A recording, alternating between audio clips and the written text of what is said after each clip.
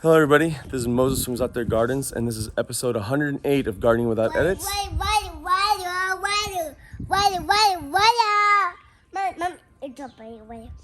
She wants me to put water in this Batman watering can. Okay, hold on, Tali, I gotta do the video. My son's over here painting. Let me show you really quick, because now I gotta get the water. Churguzes, huh? And then Lulu's just relaxing. Okay, let's get to the video. So here's a moringa. I put about this is my own seeds I grown from, I don't know, 5-year-old tree I've been growing here. I'll show some videos of it in the screen right now. I'm showing this because I put seeds everywhere. So there's probably 50 seeds or more in this big pot. You can see how deep it is.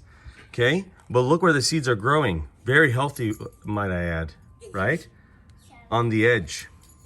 In the center, they're weaker and they're not growing as fast or growing at all. I think the heat from the pot, the black pot, is helping germination rate.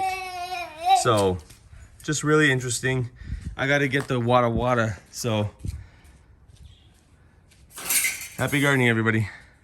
Bye.